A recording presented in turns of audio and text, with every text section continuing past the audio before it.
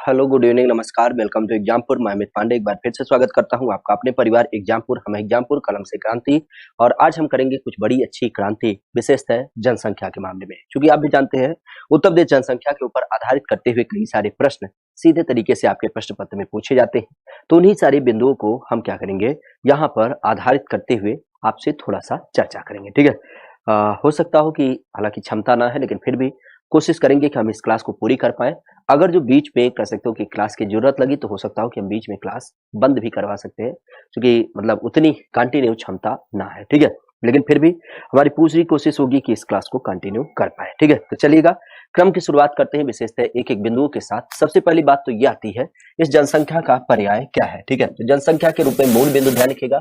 जब हम जनसंख्या की बात करें, ठीक है, बोर्ड वोर्ड दिख रहा है कि ना दिख रहा है, पहले ये बता दो, नहीं चेंज कर दे। ठीक है, इस जनसंख्या की अगर बात करें, अर्थात सेंसस की अगर बात करते हैं, तो सेंसस का क्या आधार होता है और किस आधार पे ये हमारे यहाँ पे काउंट की जाती है, क्या महत्वपूर्ण पहलू होता है। अगर इन सारी बिंदुओं की बात करें तो ध्यान रखिएगा, क्रम से अगर जो हम अपने यहाँ पे बात करें, तो जनसंख्या जो होती है वो आपके हर 10 साल पे कराई जाती है। अर्थात ये प्रत्येक 10 साल पर कराई जाती है। प्रत्येक 10 साल में क्या होती है, हमारे यहाँ पे जनसंख्या कराई जाती है। अर्थात जैसा कि आपने पूर्व में भी देखा होगा कि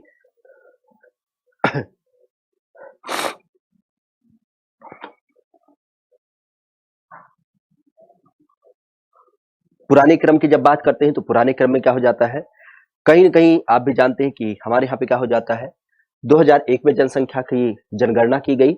और दूसरा जो क्रम है, दूसरे क्रम की जब बात करते हैं, तो दूसरा क्रम किसके रूप में, तो ये आपको दिख मिलता है खास करके 2011 के रूप में।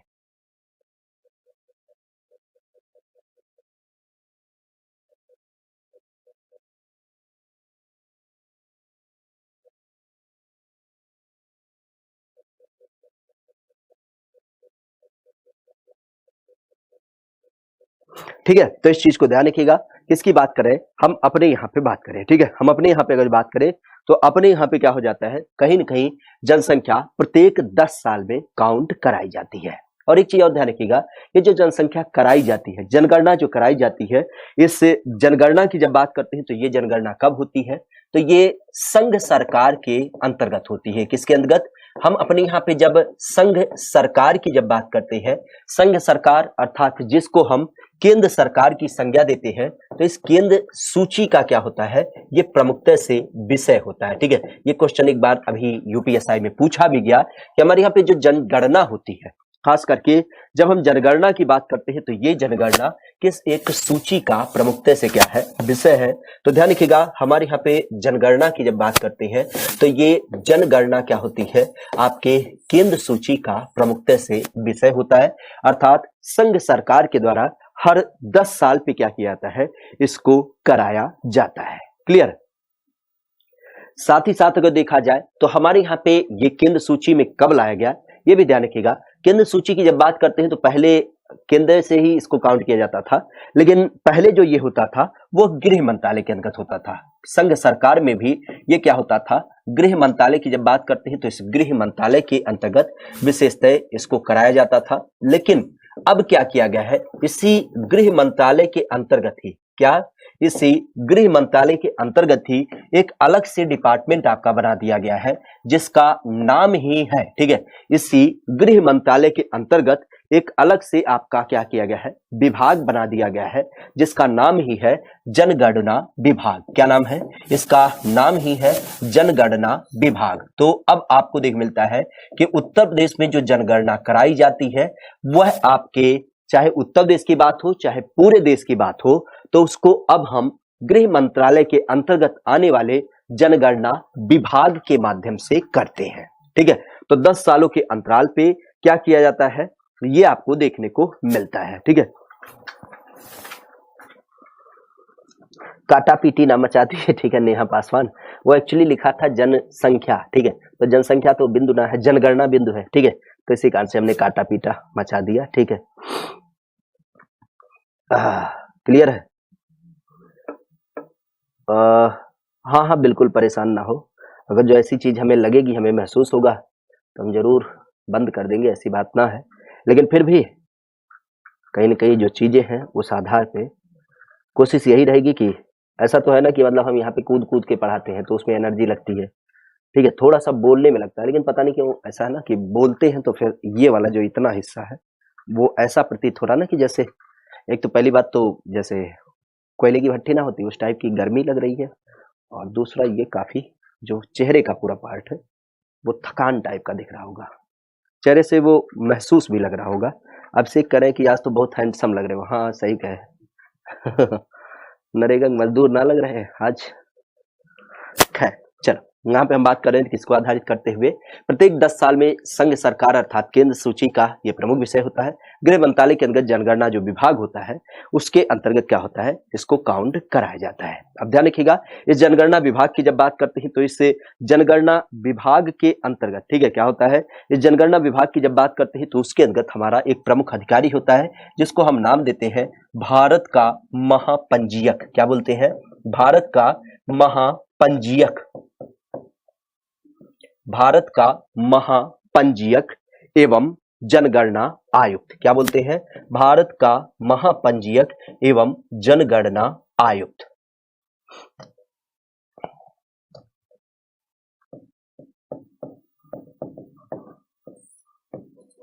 और इस आयुक्त की अगर बात करते हैं तो इसका नाम विशेष ध्यान रखिएगा, हमारे यहाँ पे जो भारत का महापंजीयक और जनगणना आयुक्त आपको देख मिलता है, उसके क्रम की अगर बात करते हैं तो इसका नाम विशेष ध्यान रखिएगा। वर्तमान में जो इसका नाम होता है वो नाम है विवेक जोशी करके। क्या नाम है? अगर इनकी बात करते हैं तो इनका जो वर्तमान नाम है वो आपका है विवेक जोशी। तो ध्यान रखिएगा, विवेक जोशी की जब बात करते हैं तो ये हमारे देश के क्रम में क्या है? जनगणना आयुक्त है। ठीक है, तो इतने में कोई दिक्कत हो तो बता दें। ठीक है, इतने में कोई दिक्कत हो तो आप बता दें।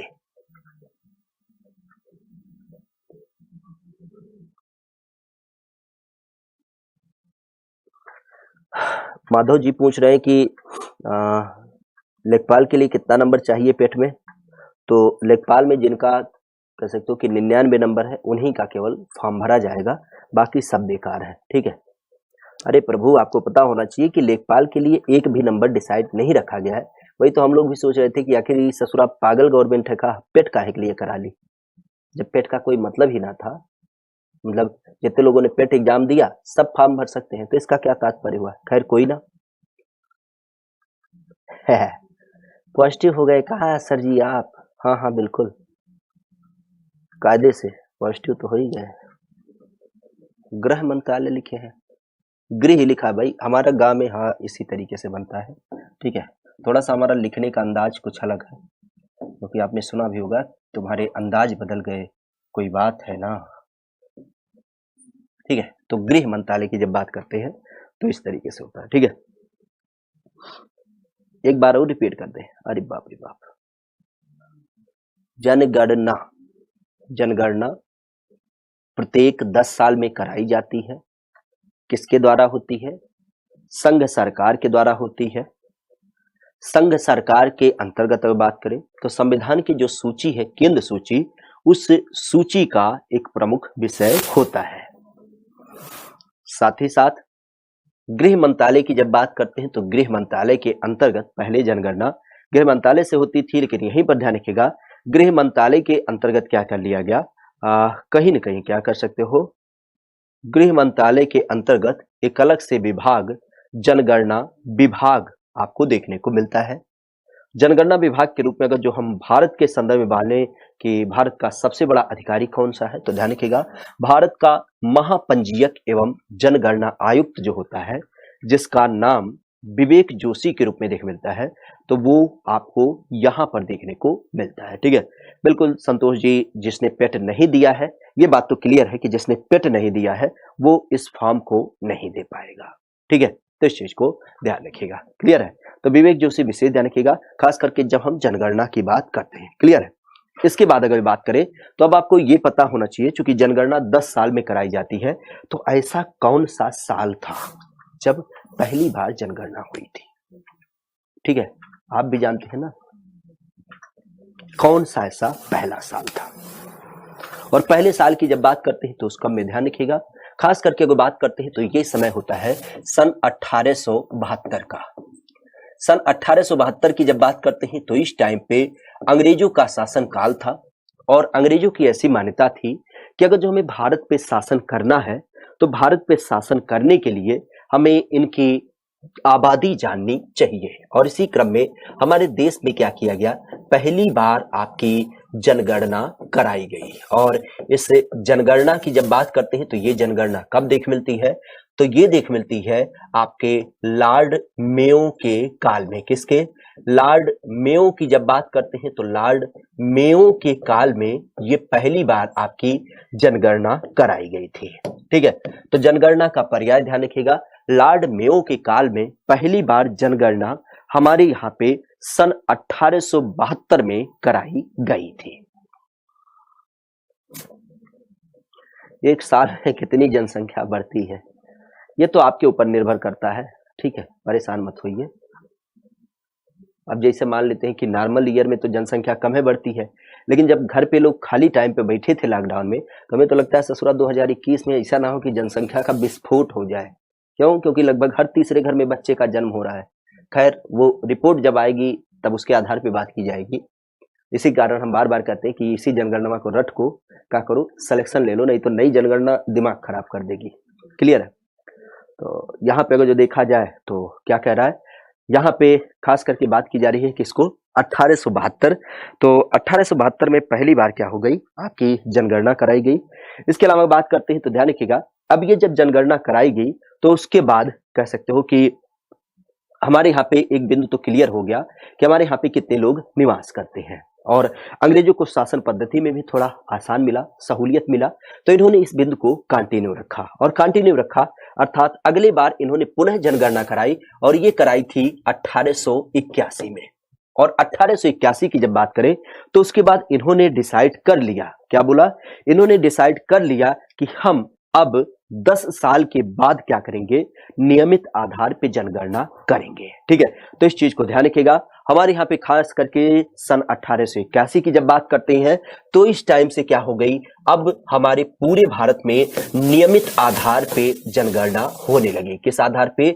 नियमित जनगणना होने लगी। नियमित मतलब क्या, आप भी जानते हैं कि ये तो रैंडम कराया गया था ना, पहली बार इसको कराया गया, ये बोला गया हम एक आकलन लेते हैं। लेकिन यहाँ पे जब ये जनगणना करी गई उसके बाद हम देखते हैं कि इसके बाद अब ये कंफर्म हो गया कि 10 साल के अंतराल के बाद आपकी क्या होगी, जनगणना रेगुलर होगी। तो सन 1881 की जब बात करते हैं तो उस टाइम पे हमारे यहाँ पे जो अंग्रेज अधिकारी था जिसका नाम था लॉर्ड रिपन, तो लॉर्ड रिपन के काल से क्या हो रही है, हमारे यहाँ पे रेगुलर स्तर पर आपकी जनगणना कराई जा रही है। ठीक है, तो रेगुलर की अगर बात करते हैं तो रेगुलर जनगणना हमारे यहाँ पे सन 1881 की जब बात करते हैं तो इनका रूप आपको देखने को मिलता है। क्लियर है? तो इस चीज को ध्यान रखिएगा, खास करके जब हम बात करते हैं अपने उत्तर प्रदेश को आधारित करते हुए। और ध्यान रखिएगा, इसी बिंदु को आधारित करते हुए एक चीज और आप भी जानते होंगे, एक दिवस, और उस दिवस की जब बात करते हैं तो उसका नाम है 11 जुलाई। 11 जुलाई की जब बात करते हैं तो ये 11 जुलाई परीक्षा में पूछा जाने वाला सबसे महत्वपूर्ण प्रश्न होता है, क्योंकि जो 11 जुलाई होती है, इस 11 जुलाई को हम पूरे विश्व में क्या करते हैं, विश्व जनसंख्या दिवस के रूप में मनाते हैं। किसके रूप में? इसको विश्व जनसंख्या दिवस के रूप में आयोजित करते हैं। ठीक है, क्योंकि हम अपनी जनसंख्या को भार नहीं मानते हैं बल्कि उसको संसाधन मानते हैं। क्योंकि आप भी जानते हैं जनसंख्या के आधार पे हम क्या कर सकते हैं, जनसंख्या के आधार पे हम अपनी ग्रोथ को बढ़ा सकते हैं और इसी कारण से हम इसको संसाधन के रूप में जानते हैं। तो ध्यान रखिएगा, 11 जुलाई में खास करके विश्व जनसंख्या दिवस की जब बात करते हैं तो इसका क्रम आपको देख मिलता है। क्योंकि हमने पहली जनगणना सन 1872 में की और उसके बाद सन 1881 में हमारी नियमित आधार पे जनगणना हो रही है। क्योंकि 10 साल पे ये जनगणना होती है। अब अगर जो इस आधार को हम लगातार जोड़े, अर्थात 91 में, फिर आपके 1901 में, फिर 1911 में, फिर 1921 में, फिर 1931 में, फिर 1951 में, 61 में, 81 में, 91 में, 2001 में और फिर आपकी 2011 में। तो इस तरीके से आपके 10-10 सालों के अंतरालों की अगर बात करें तो हमारे यहाँ पे जब हम 2011 की जनगणना की बात करते हैं तो ये 2011 की जो जनगणना है, ध्यान रखिएगा, ये जो 2011 की जनगणना है ये क्या है, ये 15वीं नंबर की जनगणना है। किस नंबर की? ये हमारे देश के क्रम में 15वीं जनगणना है। नंबर को विशेष ध्यान रखिएगा क्योंकि ये परीक्षा में कई बार पूछा गया है कि 2011 की जनगणना कौन सी है, तो ये 15वीं नंबर की है। जाहिर सी बात है आने वाले समय का 2021 का कौन सा है, तो 2021 की जो आएगी वो आपकी 16वीं जनगणना हो जाएगी। और इसी के साथ ध्यान रखिएगा क्योंकि हमारा देश जो आजाद हुआ था वो हुआ था 47 में, लेकिन 47 में कोई जनगणना नहीं हुई थी, अर्थात पहली जनगणना हुई थी सन 1951 में। तो यूं कह सकते हैं कि सन 1951 में आजाद भारत की पहली जनगणना हुई थी। किसकी? आजाद भारत की अगर बात करें तो आजाद भारत की ये पहली जनगणना हुई थी। और इसी क्रम में अगर देखा जाए तो आजादी के बाद हमने कितनी बार जनगणना की है, क्योंकि 51 में पहली बार किया, उसके बाद 61, फिर 71, फिर 81, फिर 91, फिर आपका 1, फिर 2011। और इस आधार पर अगर देखा जाए तो 91 से लेकर के सन 1951 से लेकर के 2011 के बीच हमने जो जनगणना की है वो की है 7 बार। और ये भी क्वेश्चन पूछा गया है कि आजादी के बाद हमने कितनी बार जनगणना कराई है, तो स्वतंत्र भारत में हमने अभी तक 7 बार जनगणना करा रखी है। तो इस बिंदु को भी ध्यान रखिएगा। क्लियर है? क्लियर है? अगर जो इसकी बात करते हैं तो इसका क्रम ध्यान रखिएगा।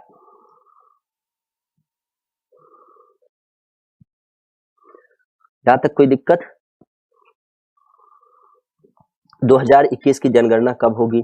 वो जनगणना काउंट चल रही है, ठीक है। ऐसा थोड़ी ना कि तुम्हारे पास पे आके पूछा जाएगा भैया जनगणना करवा लो, वो जनगणना ग्राउंड पे चलती है, ठीक है।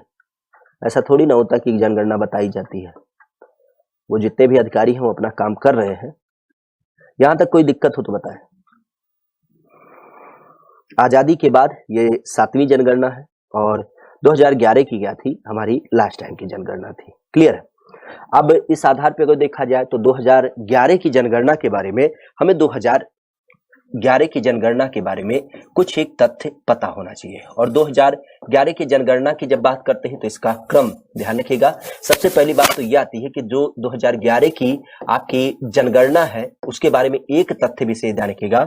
इस तथ्य की जब बात करते हैं तो आप भी जानते हैं कई बार क्या होता है, जब कोई बड़ा प्रयोजन होता है तो उसमें टैग लाइन डिसाइड की जाती है, उसमें थीम सॉन्ग डेवलप किया जाता है, उसका लोगो डेवलप किया जाता है। और उसी आधार पर अगर देखा जाए तो हमारे यहाँ पे जो 2011 की जनगणना थी उसका एक आदर्श वाक्य तय किया गया था।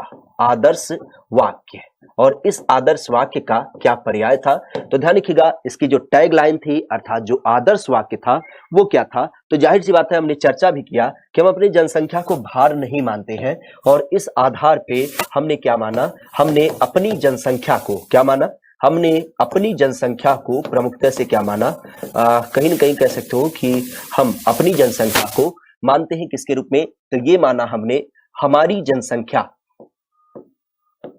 हमारी जनसंख्या, क्योंकि हमारी जनसंख्या है और इस जनसंख्या को हम भार नहीं मानते हैं, तो इस कारण से ध्यान रखिएगा हमारी जनसंख्या हमारा भविष्य। क्या बोलते हैं? हमारी जनसंख्या हमारा भविष्य। Our census our future. क्या बोलते हैं? हमारी जनसंख्या हमारा भविष्य, अर्थात हमारी जनसंख्या हमारा भविष्य। अर्थात आप कह सकते हैं कि हमारा जो लोकेशन के आधार पे हमारे जो लोग हैं वो हमारे लिए कोई भारांक नहीं है, बल्कि हमारे लिए क्या है, ये एक संसाधन है, और इस संसाधन का हम इस्तेमाल अपने किसी विशेष कार्य में कर सकते हैं, किसी प्रयोजन के लिए कर सकते हैं। क्लियर है? तो इस चीज को ध्यान रखिएगा। हमारे यहाँ पे किसकी बात की जा रही है? अपने यहाँ पे जनसंख्या के आदर्श वाक्य की बात करते हैं। तो अवर सेंसस अवर फ्यूचर, ये क्या हो जाता है, ये हमारी जनसंख्या का टैग लाइन आपको दिख मिलता है। इसके अलावा अगर बात करते हैं तो ये भी ध्यान रखिएगा, इस 2011 की जनगणना की शुभंकर कौन थे? जैसा कि हमने चर्चा किया कि एक लोगो भी आपका डिसाइड किया जाता है, और शुभंकर की अगर बात करते हैं तो शुभंकर कौन थी? तो जनरली आपने गांव से अगर जो संबंधित होंगे तो गांव में आप जानते भी होंगे, ठीक है। गांव की अगर बात करते हैं तो उससे गांव में आप जानते भी होंगे किसके रूप में, हमारे यहाँ पे शिक्षिका के बारे में। और शिक्षिका की जब बात करते हैं तो यही जो स्कूलों में रहने वाले शिक्षक थे, और शिक्षक के साथ जो शिक्षिका थी, यही लोग क्या करते थे, अलग अलग लोकेशन में जाके जनगणना की काउंटिंग करते थे। तो उसी आधार पर अगर देखा जाए तो इस जनगणना की जो काउंटिंग की जा रही थी, अर्थात उसकी गणना की जा रही थी, तो इसी कारण से इसको नाम भी दिया गया प्रगणक। प्रगणक अर्थात ऐसी महिला जो क्या कर रही है, गणना कर रही है, और गणना करने वाली कौन है, वो है शिक्षक और शिक्षिका। तो इस कारण से प्रगणक शिक्षिका की जब बात करते हैं तो हमारे जनगणना के अंतर्गत जो शुभंकर चूज किया गया वो आपका प्रगणक शिक्षिका चूज किया गया। क्या बोला गया? प्रगणक शिक्षिका की जब बात करते हैं तो ये हमारी जनगणना की क्या थी, ये आपकी कहीं ना कहीं कह सकते हो कि जो एक शुभंकर होता है, एक जो लोगो होता है, उसके रूप में इसका चयन किया गया था। क्लियर है? इसके अलावा अगर बात करते हैं तो यही पे ध्यान रखिएगा, हमारी अगली जनगणना का जो पर्याय है वो कब होगा? तो हमारी अगली जनगणना 2021 की जो आपकी संबंधित है, उस जनगणना के बारे में अगर जो एक तथ्य की बात करें तो सबसे पहला बिंदु ध्यान रखिएगा, ये 2011 की जो जनगणना है वो आपकी क्या है, ये 16वीं नंबर की जनगणना है। ठीक है, 16वीं नंबर की जनगणना है। और सबसे बड़ी बात अगर जो देखा जाए तो इस जनगणना का पर्याय क्या है, तो इस जनगणना का सबसे महत्वपूर्ण बिंदु ध्यान रखिएगा, क्योंकि इसमें क्या होगा, कोई पेपर का इस्तेमाल नहीं होगा। अर्थात कह सकते हो कि कोई कागज का इस्तेमाल ना होने के नाते इसको हम डिजिटल सेंसस भी बोलेंगे। क्या बोलेंगे? डिजिटल सेंसस की जब बात करते हैं तो ये इसको नाम दिया जाएगा। ठीक है, क्या बोलेंगे? डिजिटल सेंसस की जब बात करते हैं तो ये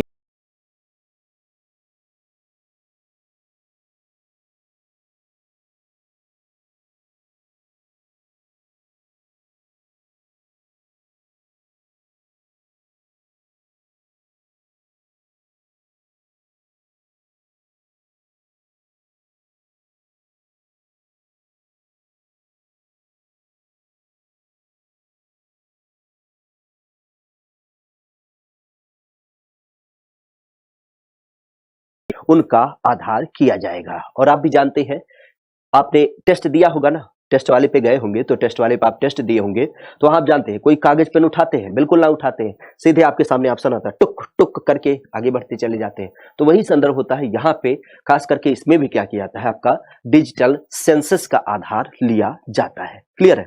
तो इस चीज को ध्यान रखिएगा। क्या बोलते हैं? डिजिटल सेंसस की जब बात करते हैं तो हमारी 2011 की जो जनगणना होगी वो आपके डिजिटल सेंसस के रूप में हो जाएगी। क्लियर है? कोई दिक्कत?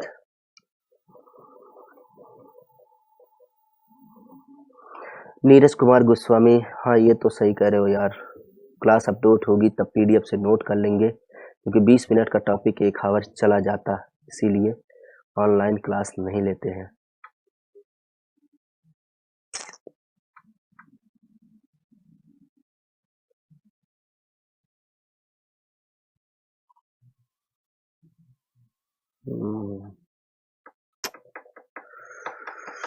ये बात तो आपकी सत्य है, करा क्या जाए फिर।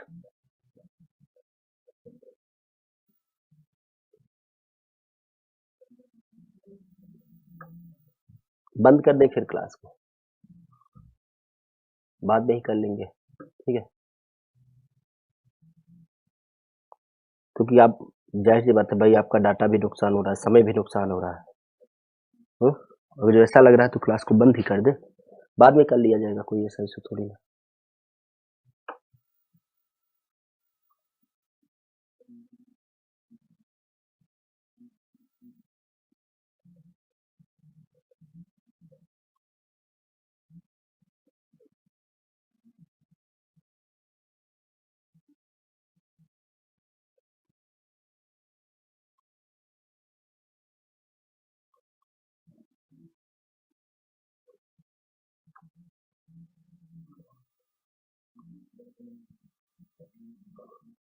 तो जिसे बंद करना है वो क्या करे, उसके लिए सबसे बढ़िया ऑप्शन है कि अपना मोबाइल बंद कर ले। ठीक है, क्लियर है। चलो, जब बहुत सारे लोग जुड़े हैं तो जाहिर सी बात है कि अब उनके नाते तो करना ही रहेगा। ठीक है, परेशान मत होइए।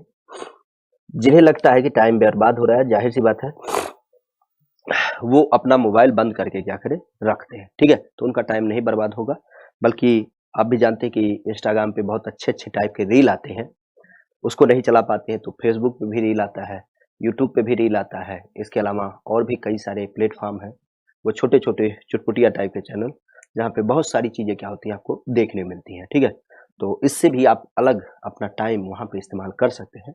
खैर, यहाँ पे हम आगे चलने की बात करेंगे। क्लियर है?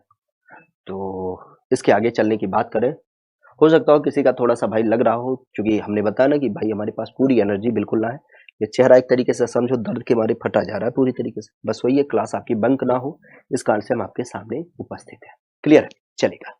यहाँ पे हम आगे कुछ बात करें तो यही भी ध्यान रखिएगा, उत्तर प्रदेश के बारे में कुछ एक बिंदु खासा ध्यान रखिएगा। जैसे उत्तर प्रदेश की अगर बात करते हैं तो उत्तर प्रदेश में पहली बार क्या करा है, उत्तर प्रदेश की अगर बात करें तो उत्तर प्रदेश में पहली बार क्या की गई, एक आपकी जनसंख्या नीति भी घोषित की गई। क्या है? उत्तर प्रदेश में पहली बार एक आपकी जनसंख्या नीति भी घोषित की गई है। और इस जनसंख्या नीति की जब बात करते हैं तो ये कब घोषित किया गया था, तो ये जाहिर सी बात है आपके 11 जुलाई सन 2000 को। कब? 11 जुलाई सन 2000 की जब बात करते हैं तो उस टाइम पे हमारे प्रदेश सरकार में क्या किया गया, एक जनसंख्या नीति को घोषित किया गया था। अभी आपने और एक सुना होगा, खास करके उत्तर प्रदेश के बारे में ही, और उत्तर प्रदेश के बारे में अगर देखा जाए तो यहीं पर ही आपने सुना होगा, खास करके अभी हाल ही में क्या किया गया, उत्तर प्रदेश की एक नई जनसंख्या नीति घोषित की गई।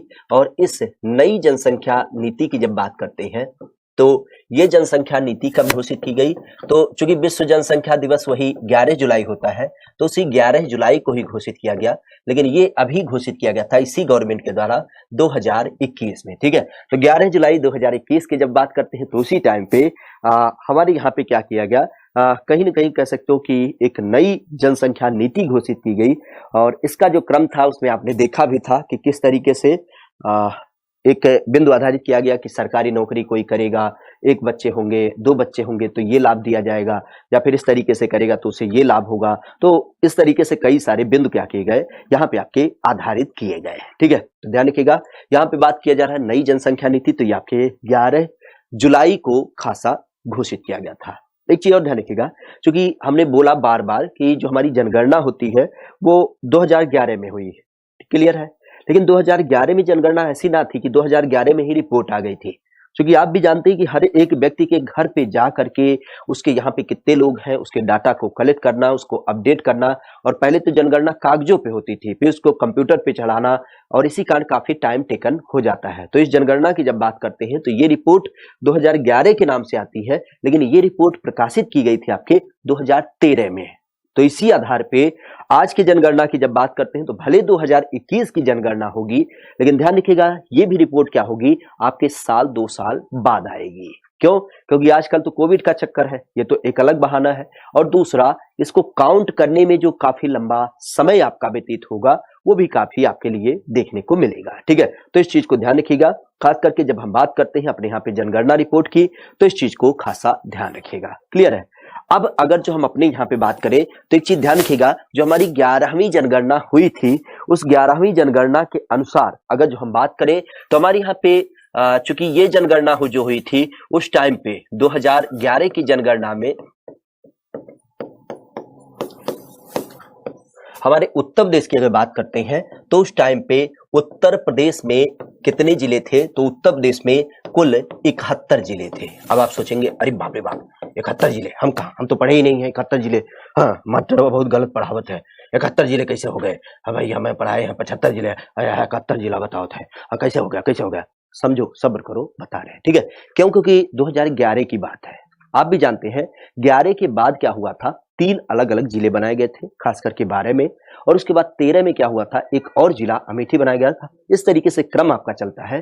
तो इस कारण से जो हमारे रिपोर्ट तैयार किए गए थे वो उस टाइम के जिलों के आधार पर तैयार किए गए थे। क्लियर है? तो उस टाइम के जिलों के आधार पे अगर देखा जाए तो उस टाइम के जिलों के आधार पे उत्तर प्रदेश में कुल 71 जिले थे जिनके आधार पे ये रिपोर्ट तैयार किया गया था। और जिसमें अगर जो देखा जाए तो हमारे यहाँ पे 10 लाख से अधिक ऐसे जिले जहां पे क्या है 10 लाख से अधिक क्या करती है 10 लाख से अधिक क्या होती है यहां पे जनसंख्या निवास करती है। क्या करती है 10 लाख से अधिक जनसंख्या निवास करती है।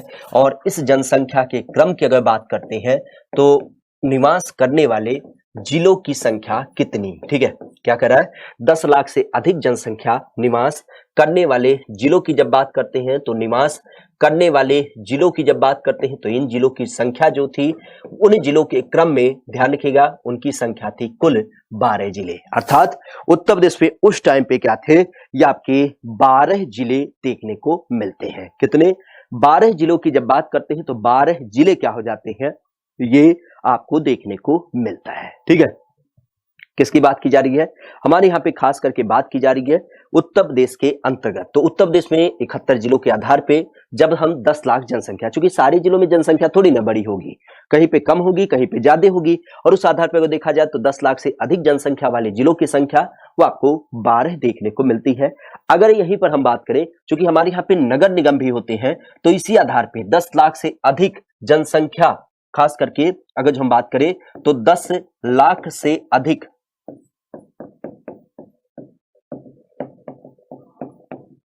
जनसंख्या वाले नगर निगम, अर्थात आप भी जानते हैं कि ये जो संबंध है वो जिलों का संबंध है। ठीक है, जिलों की संख्या के रूप में कुल 12 जिले हैं, लेकिन नगर निगम की जब बात करते हैं अर्थात शहरी क्षेत्र की जब बात करते हैं तो शहरी क्षेत्र में कहां पे आपकी 10 लाख से अधिक संख्या निवास करती है। और इस क्रम में ध्यान रखिएगा इसकी जो संख्या होती है वो आपकी होती है 7। और ये क्वेश्चन कई बार प्रश्न पत्र में पूछा गया है कि जिलों की संख्या कितनी है तो ये है 12 और नगर निगम की संख्या कितनी है तो ये आपकी है 7। सातों की अगर बात करते हैं तो इनका नाम भी थोड़ा सा आप नोट ही कर लें, क्योंकि हो सकता हो कभी पूछ ले कि इनमें से कौन 10 लाख ही नगर के अंतर्गत नहीं आता है। तो विशेष ध्यान रखिएगा आपका लखनऊ, आगरा, प्रयागराज, लखनऊ, आगरा और फिर आपका प्रयागराज, साथ ही साथ आपका कानपुर,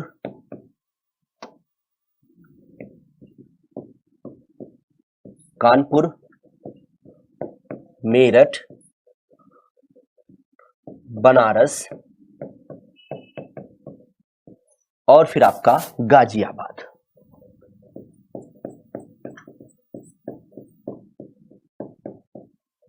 क्लियर है, तो ये ध्यान रखिएगा उत्तर प्रदेश में क्या होते हैं 7 ऐसे नगर निगम हैं जहां पे नगर निगम की संख्या कितनी है ये आपकी 7 ऐसी होती है। क्या होती है 7 की अगर बात करते हैं तो 7 के रूप में ध्यान रखिएगा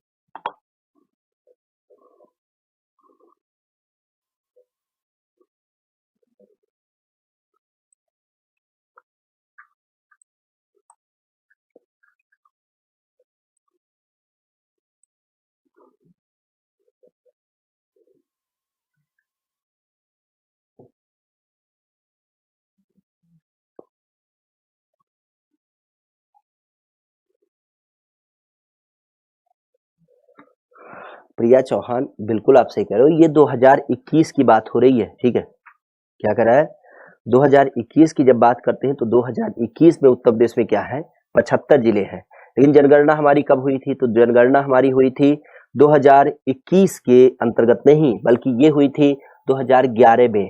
तो जाहिर सी बात है आपको पता होना चाहिए कि 2011 में क्या हो जाता है कहीं ना कहीं आपका 2011 में जनगणना जो होती है वो आपके तब के आधार पे दी गई है। क्लियर है, ठीक है। और नोएडा जो आप लोग बात करें, नोएडा अब आपका हुआ है, ठीक है। जनसंख्या अब धीरे धीरे बढ़ रही है, लेकिन उस टाइम की अगर बात करते हैं तो उस टाइम पे ऐसा कोई संदर्भ नहीं था, ठीक है। क्लियर है? तो इस चीज को ध्यान रखिएगा, काहे इस बात को ना समझते हो। जैसे मान लो कि 2021 की अगर बात करें तो 2021 में अभी आपका हो बेरोजगार हो, आपसे बड़ा बेरोजगार तो कोई नहीं है, क्योंकि एप्लीकेशन पे खाली टाइम थोड़े न बिताने आए हो, नौकरी लेने के लिए आए हो। लेकिन 2022 का जो आपका साल हो सकता है स्वर्णिम साल हो जाए। क्यों? क्योंकि 2022 में लेखपाल की वैकेंसी आई है, फॉर्म भर दो, कायदे से नौकरी मिल गई। अब भैया कहाँ पूछना है, मजा आ जाएगा। एक बढ़िया सी बजाज एमटी निकालेंगे, हालांकि बजाज एमटी ना लेंगे लेखपाल लोग, अब ब्याह करेंगे तो कम से कम चरपहिया तो वैसे दे देंगे ससुराल पक्ष वाले, ठीक है। और उसके बाद उस पे बड़े से बैनर में लिखवाएंगे बाप का सपना माई की आशीर्वाद, और पीछे लिखेंगे लेखपाल, या फिर जो भी पटवारी वटवारी जो भी लिखना हो।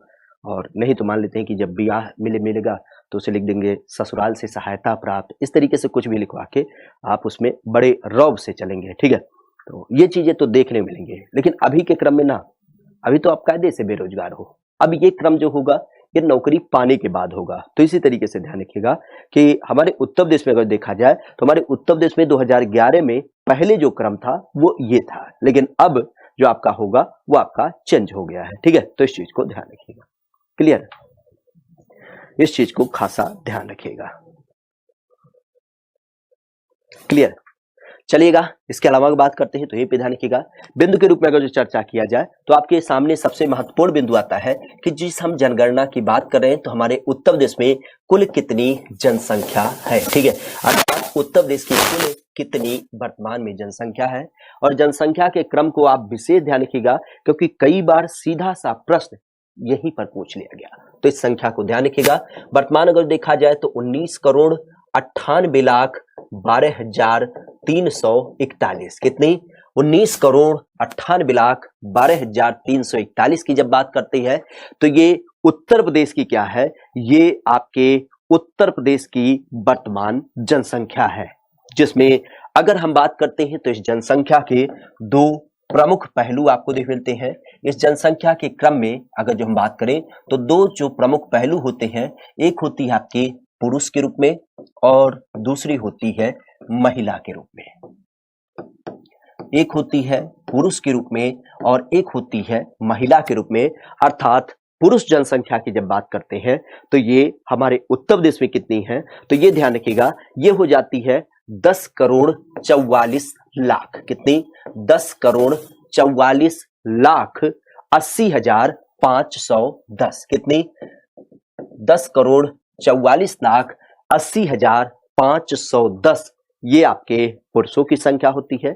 जबकि यहीं पर अगर जो महिलाओं की संख्या की बात करें तो ये कितनी होती है, तो ये आपको मिलती है 9,53,00,000। कितना? 9,53,00,000, ठीक है। 9,53,31,831। क्लियर है? तो ये महिलाओं की संख्या हो जाती है, ठीक है।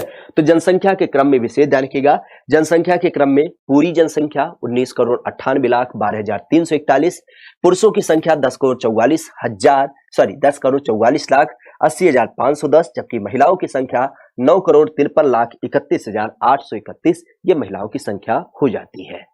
अब यहीं पर अगर देखा जाए तो परसेंटेज वैल्यू विशेष ध्यान रखिएगा। अगर हम देश की क्रम में बात करें तो देश की जनसंख्या की हमारी जो जनसंख्या का परसेंटेज होता है वो कितना होता है, तो वो हो जाता है 16.51%। अर्थात पूरे भारत की जनसंख्या की अगर बात करें तो उस पूरे भारत की जनसंख्या का हमारा उत्तर प्रदेश का जो जनसंख्या भारांक आता है वो आपको 16.51% के रूप में देखने को मिलता है। क्लियर है? कितना? 16.51% के रूप में आपको देखने को मिलता है। अगर जो यहीं पर बात करें, चूंकि आप भी जानते हैं जनसंख्या 10 सालों में ग्रो करती है और इस कारण से उससे जो संदर्भ निकल के आता है, आपने देखा होगा कोई पैसा होता है ब्याज पे देते हैं तो उस पे ब्याज बढ़ता है ना, सेम पैटर्न होती है हमारी जनसंख्या भी क्या करती है, उसी रेशियो से बढ़ती है। जैसे मान लेते हैं हमारे पूर्वजों में बाबा जी थे, बाबा अकेले थे, लेकिन बाबा जी ने क्या किया, 3 बच्चे को जन्म दिया। तो 3 बच्चों ने क्या किया, 3 से फिर 6 बच्चे हुए, उन 6 बच्चों के माध्यम से कह सकते हो कि 12-15 बच्चे हुए। 12-15 बच्चे के बाद आपके 18-20 बच्चे हो गए।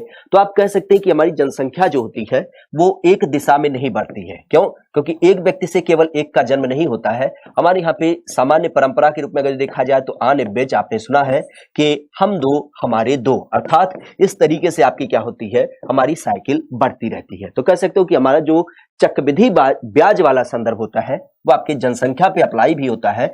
और इसी क्रम में अगर देखा जाए तो हमारे प्रदेश की दशकीय वृद्धि क्या है, ये भी बिंदु के रूप में ध्यान रखिएगा, क्योंकि सीधा सा प्रश्न आपको यहां से आपको देखने को मिलता है। तो उत्तर प्रदेश में जो दशकीय वृद्धि है, अगर इसकी बात करें तो ये कितनी हो जाती है, तो ये उत्तर प्रदेश में 20.23% है। कितना है? ये आपको मिलता है 20.23%। ठीक है, तो 20.23% ये हमारे उत्तर प्रदेश की क्या हो जाती है, आपके जनसंख्या के रूप में देखने को मिलती है। अरे गुप्ता जी, कहा चाह रहे हो? नहीं पढ़ना है का? गुप्ता जी का कहना है कि तेरी मम्मी, तेरे पापा, तेरे भैया, तेरे चाचा, तेरी जमुना नगर वाली बुआ कमाल है, तो हमें ये सब कमाल ना करना पड़ेगा, हमें केवल बस आपका एक स्क्रीनशॉट भेजना पड़ेगा और उसके बाद पूरी तरीके से सबको कमाल के रूप में बुलाते रह जाएंगे, कोई मतलब की बात ना निकलेगी। ठीक है, कायदे से हम बार बार कहते हैं कि हमारी क्लास में अगर जो बैठो तो बकैती ना समझाया करो, क्योंकि तुमसे बड़े वाले बकैत हम हैं। ठीक है, हमारी बात अगर जो कम लगती है तब बताया करो, हम उसमें और मिर्च मसाला लगा के बताएंगे, लेकिन हमारे सामने तुम बोलो तो ये तो हमें ना समझ में आता है। ठीक है, चलिए यहाँ पर अगर बात करते हैं तो इस क्रम में ध्यान रखिएगा, दशकीय वृद्धि 20.23% हो जाता है। साथ ही साथ अगर देखा जाए तो ही पे ध्यान रखिएगा, जनसंख्या में जनघनत्व। जनघनत्व मतलब आप जानते हैं, जनघनत्व मतलब ये होता है कि 1 किलोमीटर का अगर जो क्षेत्र है तो उस 1 वर्ग किलोमीटर में कितने लोग निवास करते हैं। तो ध्यान रखिएगा, खास करके अगर बात करते हैं तो जनघनत्व, जनघनत्व और जनघनत्व की अगर बात करते हैं अर्थात पॉपुलेशन डेंसिटी। घनत्व मतलब यही होता है कि पॉपुलेशन डेंसिटी कितनी है, तो इसका जो पर्याय लिया जाता है वो यही लिया जाता है कि 1 वर्ग लंबाई का कोई क्षेत्र है 1 वर्ग किलोमीटर का, और इसी तरीके से 1 वर्ग किलोमीटर का क्या है, चौड़ा क्षेत्र है।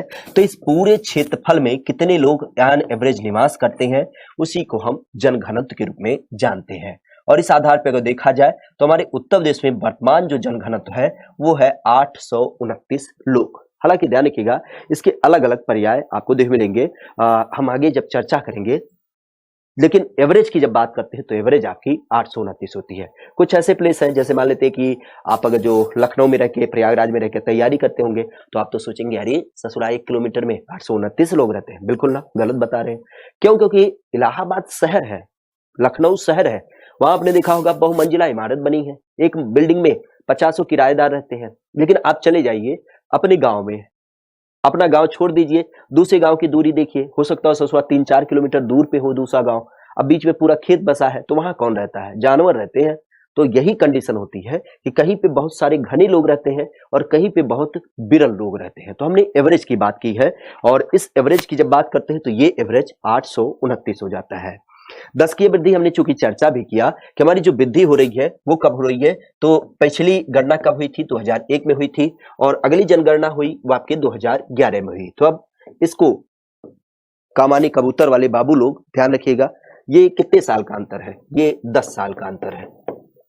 कितने साल का अंतर है? 10 साल का अंतर है।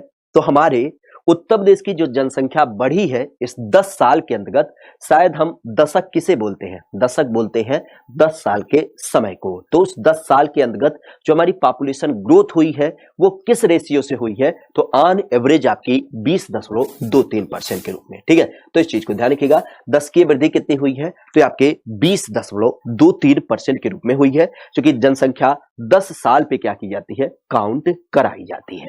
क्लियर है? इसी के अंतर्गत ध्यान रखिएगा, हमारे यहाँ पे अगर बात करते हैं तो यहीं पे लिंगानुपात, लिंगानुपात अर्थात जिसको हम सेक्स रेशियो की संज्ञा देते हैं, क्या बोलते हैं? लिंगानुपात। और लिंगानुपात की जब बात करते हैं तो इसका जो पर्याय रखा जाता है वो ये रखा जाता है कि मान लेते हैं हमारे किसी पूरे प्रदेश में 1000 अगर जो पुरुष रहते हैं तो उन 1000 पुरुष के अनुपात में कितनी महिलाएं निवास करती हैं। तो जाहिर सी बात है पुरुषों की संख्या अभी हमने देखी ज्यादा है और महिलाओं की संख्या कम है, अर्थात 1000 पुरुषों के एवज में हमारी महिलाओं की संख्या कम ही होगी। तो इस आधार पर ध्यान रखिएगा लिंगानुपात हमारे यहाँ पे जो है वो वर्तमान में 912 है। कितना है? 912 की जब बात करते हैं तो ये वर्तमान में लिंगानुपात है। किसका? ये है वयस्कों का। वयस्कों इन द सेंस कह सकते हो कि जो बड़े लोग होते हैं, बड़े इन द सेंस कह सकते हो कि जो 7 साल से ऊपर के लोग हैं। लेकिन यहीं पर ध्यान रखिएगा अगर हम इस लिंगानुपात की बात करें तो एक लिंगानुपात और आपको देख मिलता है, वो होता है 902। और ये जो 902 होता है वो होता है 0 से लेकर के 6 वर्ष के बच्चों में। क्योंकि आप भी जानते हैं 6 वर्ष के जो बच्चे होते हैं जब जन्म लेते हैं तो इनकी इम्यूनिटी बहुत कमजोर होती है और बड़े स्तर पे आपने देखा है कि इनका डेथ वगैरह भी हो जाता है। तो इसी कारण से इनकी जो हमारे यहाँ पे रेशियो होती है वो बहुत कम देखने मिलती है। इवन आपने भ्रूण हत्या का भी पर्याय सुना होगा और खास करके लड़कियों की गर्भ वगैरह में हत्या वगैरह की, तो इस कारण से इनकी संख्या आपको कम देखने मिलती है। तो वयस्कों में जो संख्या है वो तो 912 है, लेकिन बच्चों में जो संख्या है वो इससे भी कम है, 902 है। ठीक है, तो इस चीज को ध्यान रखिएगा। क्लियर है जब हम लिंगानुपात की बात करते हैं। क्लियर है। साथ ही साथ यहीं पर अगर देखा जाए तो हमारे यहाँ पे साक्षरता कितनी है, तो साक्षरता का क्रम विशेष ध्यान रखिएगा। लिटरेसी रेट की जब बात करते हैं तो साक्षरता हमारे उत्तर प्रदेश में कितनी है, तो साक्षरता विशेष ध्यान रखिएगा हमारे उत्तर प्रदेश में जो लिटरेसी रेट है वो आपके 67.7% के रूप में। किसके रूप में? 67.7% की जब बात करते हैं तो ये हमारे उत्तर प्रदेश की क्या है, ओवरऑल आपकी लिटरेसी रेट है। लेकिन यहीं पर एक बिंदु ध्यान रखिएगा, इस लिटरेसी रेट में ही एक आपको पहलू देख मिलेगा और वो पहलू होगा खास करके महिला और पुरुष को आधारित करते हुए। किसको? महिला और पुरुष की जब बात करते हैं तो इसकी लिटरेसी रेट अलग अलग तरीके से आपको देख मिलेगी। खास करके अगर जो इसकी बात करें तो यहाँ पर ध्यान रखिएगा महिलाओं की लिटरेसी रेट अलग है जबकि पुरुषों की लिटरेसी रेट क्या है, अलग है। कैसे?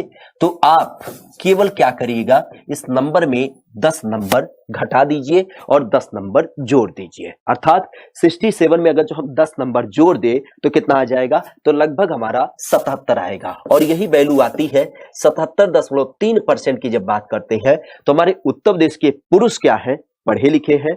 जबकि अगर देखा जाए महिलाओं की तो महिलाओं की संख्या में हम 67 में 10 का माइनस कर देंगे तो कितना आएगा, ये आएगा 57। अर्थात हमारे प्रदेश में 57.2% महिलाएं क्या है, ये आपकी पढ़ी लिखी हैं। तो ध्यान रखिएगा लिटरेसी ओवरऑल कितनी है, मतलब संयुक्त रूप से तो ये है 67%, जहां पे पुरुष पढ़े लिखे हैं 77.3%, जबकि महिलाएं कम पढ़ी लिखी हैं 57.2%। तो इस चीज को ध्यान रखिएगा। क्लियर है? किसकी बात की जा रही है, हमारे यहाँ पे पढ़ाई लिखाई की बात की जा रही है। ठीक है, तो आज के बिंदु को हम थोड़ा सा कह सकते हो कि आपका काफी समय खत्म भी किया, मतलब जाया ना हो पाया, मतलब एक तरीके से पूरी तरीके से व्यर्थ हो गया।